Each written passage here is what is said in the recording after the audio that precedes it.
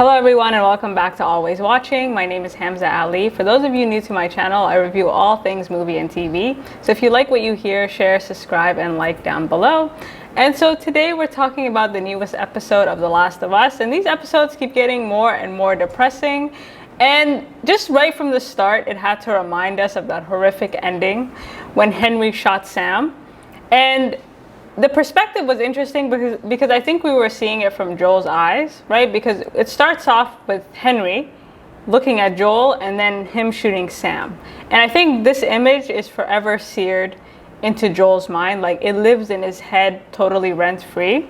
We meet Ellie and Joel 3 months later, and the thing that struck me was how much more capable Ellie seemed and how much older and how much more tired Joel is. Like, he's done, right? He's on his last leg. The episode starts off in the cold, and I have to say, the one positive thing about pandemics, even with COVID, is like how nice the environment, like Mother Nature got a break from human beings, right? Like, it was pristine. Like that, I mean, those people that were living out in the cold, like, they were making it look good. So I guess that was one positive of this pandemic. And so Joel and Ellie meet this husband and wife who are kind of shacked up in the middle of nowhere. And Joel keeps asking about his brother as if he's famous. Like, everywhere he goes, he's like, have you seen Tommy? And they're like, we don't know who that is. But if he was here, he's probably dead. Joel and Ellie have no idea where they are. So I guess during these 3 months, they've kind of gone through all these cities. They've gone through all these places. They don't really have maps. There's no sense of direction. Their supplies are all but zero. The fact that they're still alive is a miracle.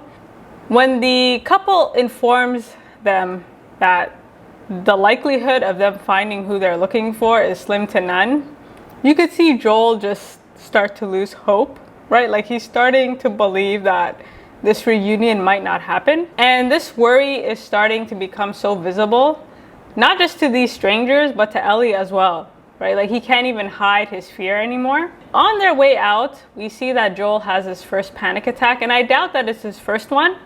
But, we haven't seen them over these past 3 months, but it seems like this is something that's been setting in for quite some time. And it probably did start when he saw Henry shoot Sam. Ellie was straight up. She's like, listen, if you die, I'm dead. Right? She kind of gives him that friendly reminder, and he's trying to push through, but there's really so much he can do. So there's been so much build up to this reunion, and the idea of not seeing his brother again, it just seems very much possible. And the worst part is when we finally do get to this reunion, you realize they're not actually that close to one another.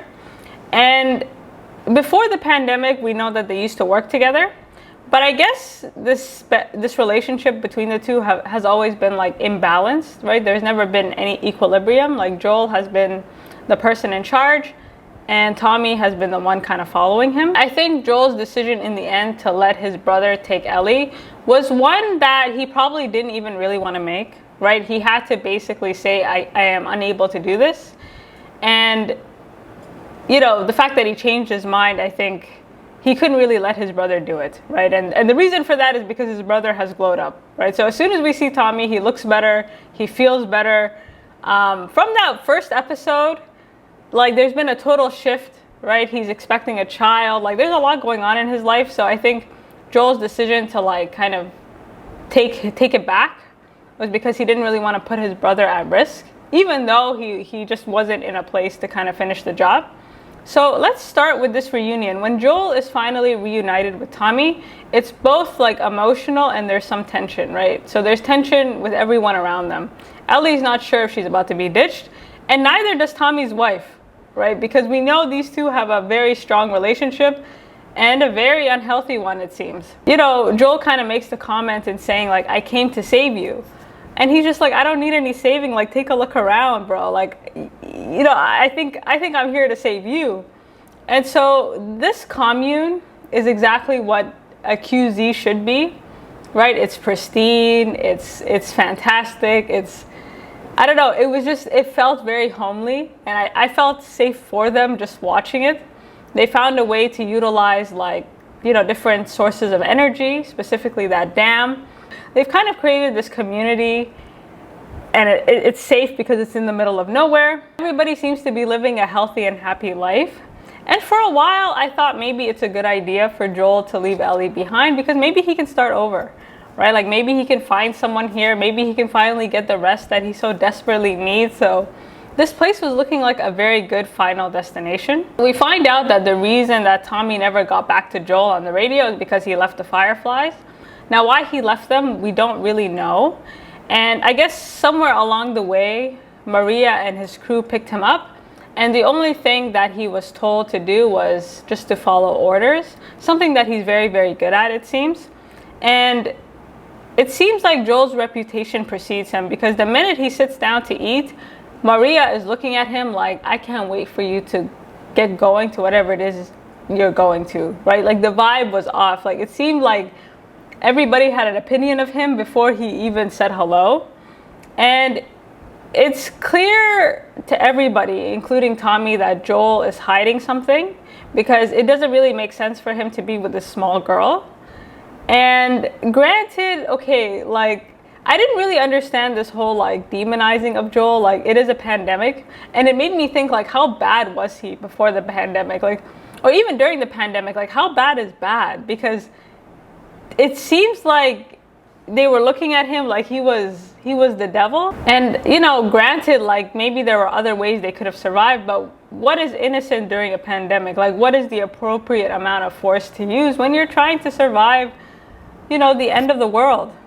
So I felt the judgment was a bit off balance, seeing how they were fully willing to shoot them like 5 minutes earlier. And just a side note, I'm getting used to Ellie's very cringy behavior. Like she's actually really funny, and she adds some like, I don't know, comedic break in all this, right? Like she finds a way to make everything she says is so like cringy but also funny. Like I'm slowly starting to get used to her sense of humor, and by the end of the episode I actually felt very bad for her. So initially when, you know, they were kind of demonizing him, like I wasn't sure about Tommy. My first impressions of him were like he glowed up, but then I wasn't really sure where this judgment was coming from. And it wasn't until Joel opens up to him and Tommy decides not to tell anyone. Like I thought Tommy's decision not to tell the rest of his crew that Ellie is immune says a lot about him, right? Like that pretty much summed up their relationship. Like he will always do what his brother tells him, and that's his default position. So considering that, I think their relationship has always been kind of off balance. Not just because he's his older brother, but maybe they just have different outlooks on life, right? Like Joel's kind of like any means necessary, where Tommy is very idealistic. And that's also probably where the tension between the two of them comes from. And I think even just like on a bigger note, I think Joel even asking his brother to do this was a big deal, right? Like for him to even ask him like, yo, can you please just take this girl to these Fireflies? Because he basically has to admit to him that I can't do it, right? Like I'm too weak to do it. And I would bet anything that during their relationship when they were growing up, Joel has never admitted to Tommy that he couldn't do something or that he was too weak to do something. And you know, even for him to finally tell him like what the situation was, like it took a very long time, right? It's not like he told him immediately, right? It took him a very long time to finally just say, you know what, I have to tell this kid everything. And I'm sure that was very difficult for him. So the first time that Joel tries to open up to Tommy, it's a total fail, right? Like there's so much pride and ego involved. They're sitting at this bar, and you could tell Joel was like, you know what, maybe I should just call it quits right here. Like I wouldn't have been mad at him if he just stayed there. Like, to be honest, it was a great final destination. I still think they probably should have told, you know, the people in that community. I feel like they seemed enlightened enough to understand. But who knows? Maybe they would have killed Ellie, right? So at first I thought it was unbelievable, but this society that they've created, this community, it does make sense that they would kill Ellie because they don't really want to attract, you know, this type of force, right? They don't want to attract the wrong kinds of people and risk their own safety for one person. That seems to be a running theme, right? Like risking all for one. So this first conversation was pretty tense. You know, there was some awkwardness. And I think out of pride, Joel tells Tommy, like, the only reason he's with Ellie is for payment, right? Like, he has to deliver her to the Fireflies and he's getting paid. And the way he kind of said that, like, he wants to he basically wants Tommy to admit that he thinks he's a piece of right? Like, he's basically like, well, I haven't changed much, and clearly you don't have a high opinion of me at all. Again, I wonder, like, was Joel always a very aggressive person? Because Tommy, like, his words, like, he was like, I'm not judging you, but he was clearly judging you. And I think the moment where things just took a dark turn is when Tommy admits to him that he's about to have a child. And his exact words were like, I've never been so scared in my entire life. And I think these panic attacks that Joel is having is because he's scared again, right? Like, the worst possible thing has already happened to him, so he has nothing to lose. But I think these panic attacks suggest that, you know, he's starting to care, right? Like, he's starting to care about Ellie's well-being.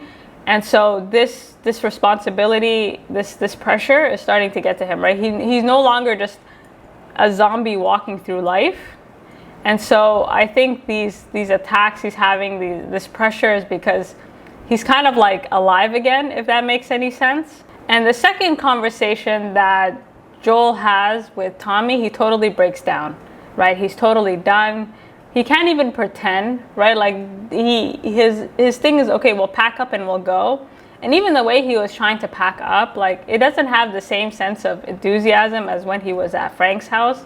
And even just from episode 3 to now, like, you could see Joel's whole thing shift, right? Like, you could just see the pressure is just getting to him. And before Tommy comes into this room, right, like, he's struggling, he can't even put the shoe, he's trying to fix his shoe, he just gives him a new pair. He's like, bro, like, you could just ask me, right? Like, he doesn't even, like, Joel can't even be bothered to ask Tommy's assistance in packing up. And out of exhaustion, he just kind of decides to open up to him, right? He blurts out the fact that Ellie is immune. And I thought the most interesting thing about this part was Tommy's reaction to that. Like, at first he was like, oh, man, damn, like, maybe I should tell someone. And then he kind of sat down to listen to his brother, right? He's like, you need to tell me everything from the beginning. And this conversation that Joel has, he just has a total breakdown, right? He's just like, listen, I don't know how much further I can go. You know, he tells him about these vivid dreams that he's having. And he specifically says, like, I wake up and I feel like I've lost something. And that was so sad, right? Like, it was sad because essentially what he was articulating was he doesn't want to be, he can't fail again, right? Like, he can't fail somebody else he loves again. That's basically what he's saying. He's saying, please take Ellie so I don't fail her like I failed all these other people that I've loved. But he doesn't actually talk about Ellie specifically, but that's basically the vibe that I was getting. Before they part ways, like, that was a very sad scene, right? Like, so they kind of have this intense conversation. They leave the room and it's snowing and there's nobody around. And they're just, you know, they just kind of, they go their separate ways thinking, like, the decision has been made. Joel has essentially guilt-tripped him into taking Ellie as kind of a dying wish. And the way Joel was just looking, like, he looked like he was ready to die himself, right? And things get worse because now he has the responsibility of breaking it to Ellie. And poor Ellie, like, she knew this moment was coming the minute she saw Tommy, right? Like, she's had this fear that he was always going to leave her. And she hasn't been able to build up enough of a relationship or a friendly relationship with Joel that he wouldn't have that kind of father-daughter, you know, responsibility towards her. So he goes into her room, and this was a very nice scene because it's shot in a little girl's room, right? And Ellie's not a little girl, right? Like, it's a bit, the contrast was nice. So he goes in and he basically says, listen, we're gonna part ways. Like, this is the end. It is what it is. This conversation was pretty heartless. You know, I feel like Ellie has done so much to try and prove to him that they're equals, that she does have worth, that she can watch his back. You know, she takes, even during their journey together, right? She takes the night watch. She's always kind of keeping an eye on him because she can see that he's tired and he's overcompensating. She had a golden opportunity to tell Tommy's wife, like, why they were really together in hopes that maybe they would actually defend them. Instead, she spent the whole time defending him. Right, like she kind of defended him, hoping that if they can just get through this and be on their way, then, like, everything would be okay. And I think the moment that changed everything is when Ellie found out about Joel's daughter. And in her mind, that explains Joel's behavior, right? Like, if he didn't see her as a daughter, then they wouldn't have this problem. And the minute she kind of raises this issue, he kind of shuts it down, right? And he shuts it down because it's like an open wound. He doesn't want to talk about it. He doesn't want to hear it. And the way he kind of attacked her, like, you're not my daughter and I'm not your father, like, I was like, that is cold. Like, there was no need for you to say all that. And I think all Ellie was trying to communicate is like, you don't have to see me this way, right? Like, you don't have to like have this, like, we can be the same. But he was like, we are not the same, and you're gonna go with Tommy in the mornings. Like, peace out. And he just left. You know, he left. He dismissed her totally. He totally doesn't account for her feelings at all, right? Like, she's someone who's had loss. She's someone who, we still don't know how she got infected. Where are her parents? Like, there's a lot about Ellie that we don't know. But even at its worst, Joel feels like it cannot compare to his grief. Right? Nothing compares to what he's gone through. So, you know, forget everybody else. And I think in allowing Tommy or begging Tommy to take Ellie, he was hoping to find peace in that decision, and he never did, right? So the dreams actually intensified that night, and he's seeing his daughter again, and like, he's not able to have any type of sleep. And so the next morning he decides to take Ellie, or give her the option. Like, that whole thing about giving her the option, I think he was trying to be funny, but it was just coming off sad, right? Like, watching him try to unhook the horse. Like, he was really doing the most, right? Even the gun, right? Like, taking the gun from Tommy, like, he could have just asked. Like, he was trying so hard to maintain that he could, like, he was trying to convince himself that he has enough energy to take her there. You know, and I think he's thinking, okay, it's only a little bit further. If I can just bring her there, like, I'm done. You know, like, let me just finish the job. That could also be why he decided to take Ellie, because they don't have much further to go. So he's like, okay, you know what, let me just complete this. And with that, off they go. And I love the ending, or the lead up to the ending, because, you know, when you compare Ellie and Joel's time before they meet Tommy and Ellie and Joel's time after they leave Tommy, it's a totally different vibe. Because afterwards, they feel like partners, right? Like, they feel like equals. They feel like, you know, they're kind of more in it together. So during their trip before Tommy, so before they see Tommy, Joel is still trying to parent her. He's still trying to hide his exhaustion, right? There's one point in which Ellie actually admits to him that she knew about Sam. And you could tell the annoyance in his face, right? But he's still trying to be like, you know what, it's okay. We move past that. But he's exhausted, right? He's unable to, like, he scolds her for now waking him up when, you know, she lets him rest and she takes the night watch. Even before they see Tommy, right? Like, it's Ellie that picked up on the fact that there's something off before they get ambushed. So Joel's even, like, reactions to things were quite slow, and he just wasn't able to observe as much as she was able to observe. After they leave Tommy, it's a totally different vibe, because they actually do become sidekicks. And I think this is important because Ellie has this obsession with, like, comic books and with, like, I don't know, like, reading, and, you know, she just has an obsession with, like, superheroes, I think, or people who have done extraordinary things. And she has the power to do something extraordinary, right? But she feels like the only person that can help her do it is Joel, right? So for her, like, the story isn't complete unless the two of them make it there together. And this second part, they actually do feel like a duo, right? Like, she's no longer begging him to show her stuff. He's volunteering, right? He's showing her how to shoot. He's actually opening up to her. Like, they're kind of kicking it as friends now, right? Like, he's joking with her. He tells her about the job. He kind of reminds her that society wasn't what it was like in that QZ, because she doesn't know anything, right? She's like, is that how the world was? He's like, absolutely not, ma'am. So they're more comfortable. Like, it feels like they're friends now. Scene of them just, like, walking day and night. You know, it takes them, I think they said 5 days. And it was the chillest time ever, right? It didn't even feel like 5 days. It was like the easiest 5 days ever. And they finally get to their destination, and they're kind of surprised because nothing bad has happened. But of course, there's still time. So they get to this university where the Fireflies are supposed to be, and no one is there, right? The place has been abandoned, and the only thing left are these monkeys that I guess they were experimenting with.